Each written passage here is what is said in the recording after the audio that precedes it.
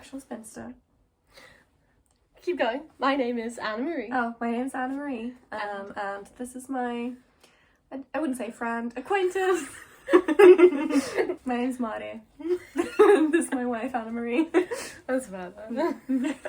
Today I thought we could do a video whilst we're reunited of some recent books that we got, and also some books that Mari's currently reading.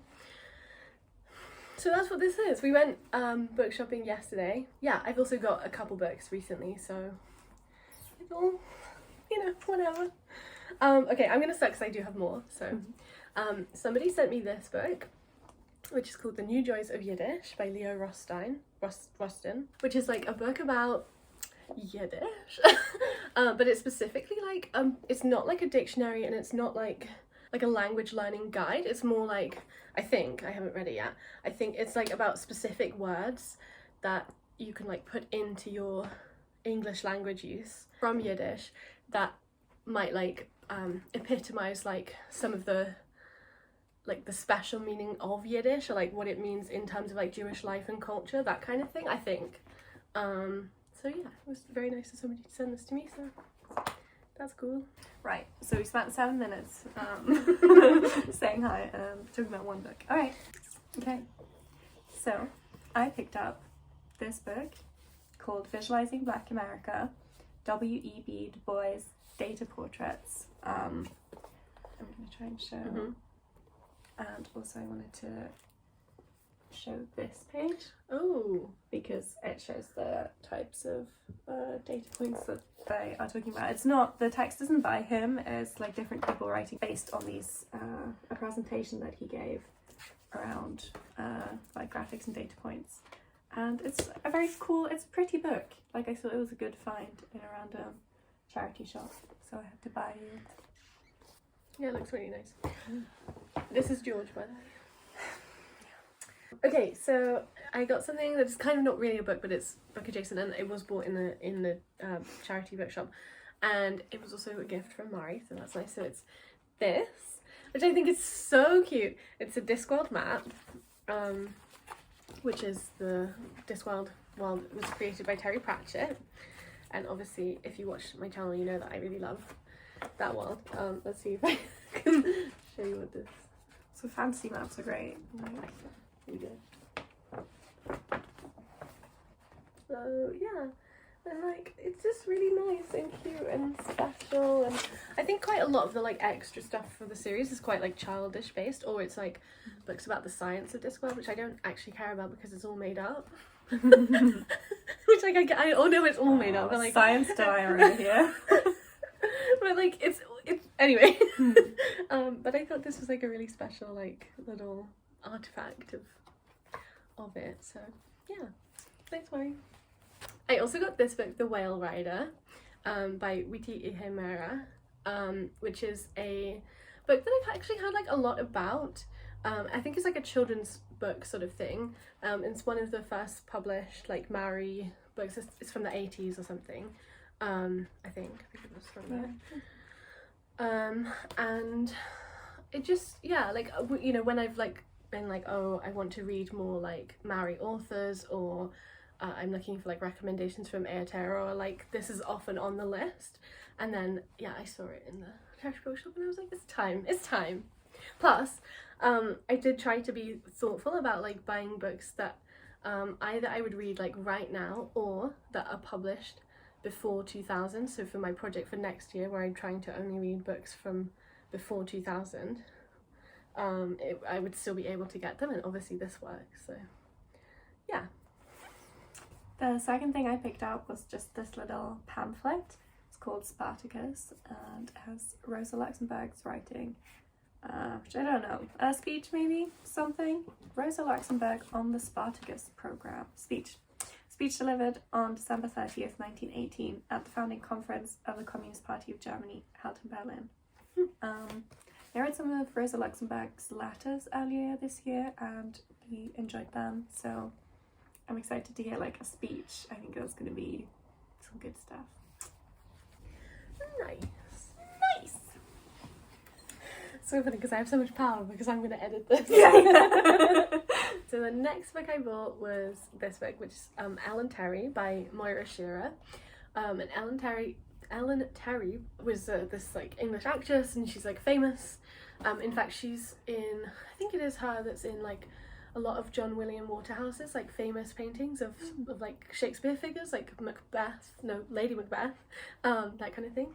And yeah, I've actually been to that charity bookshop a couple times, and I've like picked this out and been like, oh, should I get this, should I not? And then it was this third time with Mari that I was like, it's time.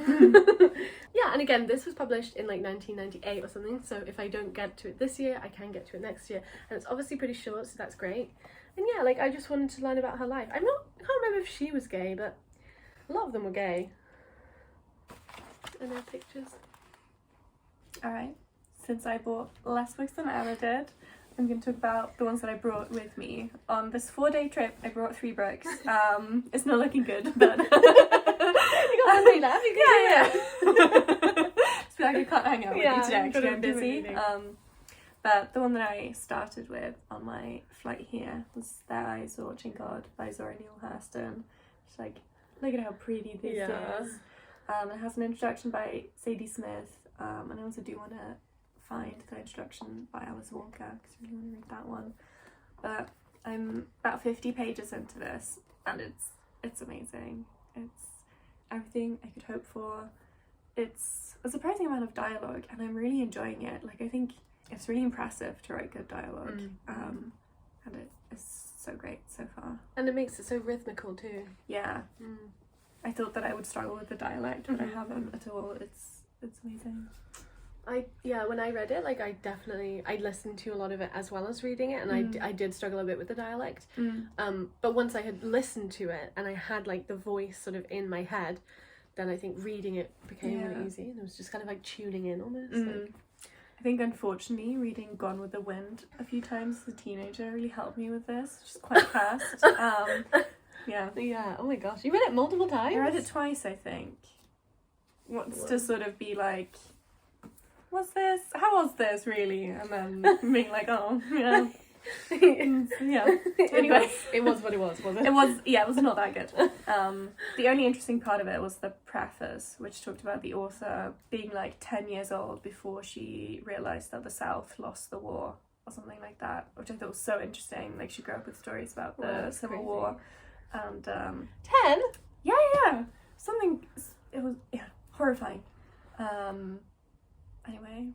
Well, so anyway, moving away from that, I feel like mine has a bit of a Shakespeare theme, because this is also Shakespeare related. So this is Monstrous Little Voices, New Tales from Shakespeare's Fantasy World.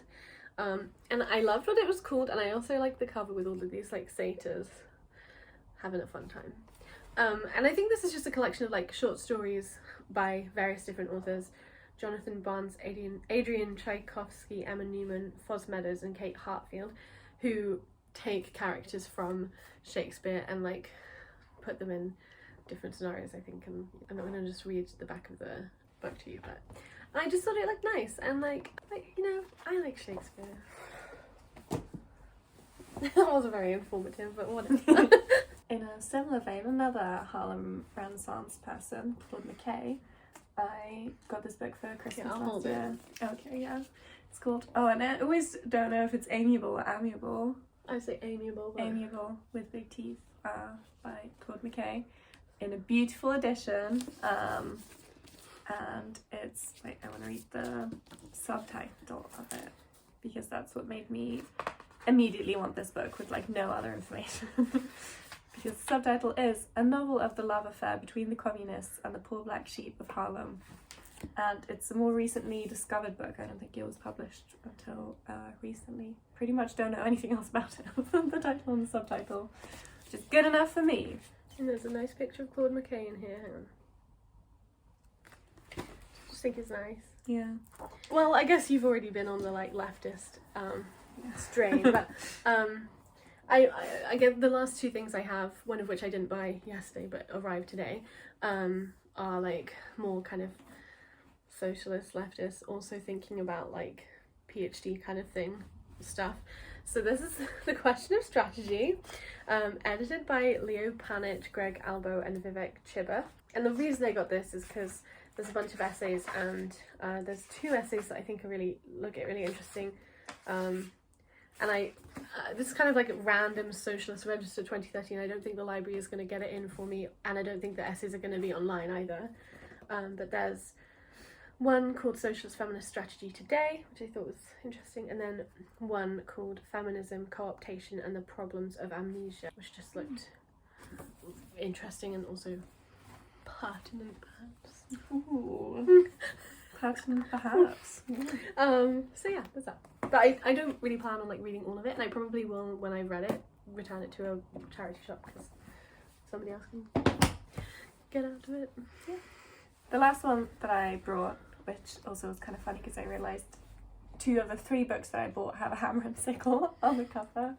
So you can see one here, and then obviously on this one as well. You know, it is what it is. This Fighting Women interviews with veterans of the Spanish Civil War, which actually belongs to Anna Marie, but obviously lent to me because it looks very cool, and also I'm quite interested in the Spanish Civil War.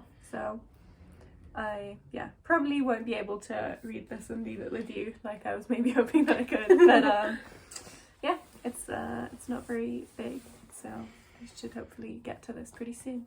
I think every single video you've been in, we've talked about the Spanish Oh, Civil War. I think like I really yeah, I'm sure you talked about this book several times as well. Yeah, because, yeah. And then my last book is something that arrived today, like I said, and it's this, which is East End Suffragettes, the photographs of Nora Smythe. I'm not sure if you pronounce it.